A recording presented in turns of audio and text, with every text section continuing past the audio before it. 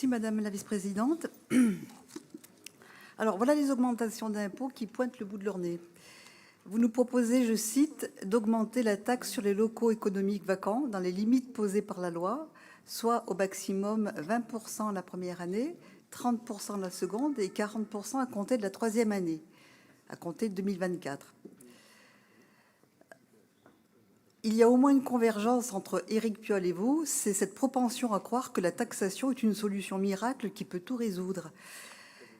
Des locaux économiques vacants représentent une perte pour le propriétaire qui n'en tire pas de profit. Qui pourrait imaginer une seule seconde qu'il fait vraiment le choix de les garder vacants? Plutôt que de taxer ces locaux, ne conviendrait-il pas plutôt de s'interroger sur la raison de leurs vacances et ainsi de s'attaquer aux sources du problème qui font que certains secteurs ne sont plus du tout attractifs pour les installations économiques? À Grenoble, par exemple, je pense à la Villeneuve, où les derniers commerces ont mis la clé sous la porte, les uns après les autres, mais cette dévitalisation économique touche également de nombreuses rues du centre-ville. Je suis donc vraiment impressionnée que vous osiez écrire que vous allez vous engager à, je cite, « travailler avec les propriétaires de locaux inoccupés pour les inciter à s'inscrire dans une démarche d'accueil de commerce ou d'artisanat de produits locaux ».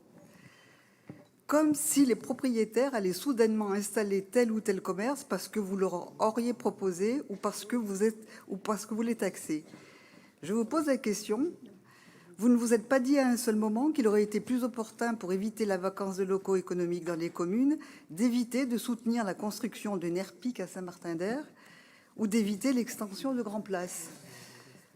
Je trouve particulièrement gênant et malvenu d'avoir soutenu des deux mains ces deux énormes projets de centres commerciaux pour ensuite, comme si de rien n'était, taxer les propriétaires de locaux qui ne trouvent pas d'enseigne à qui les louer.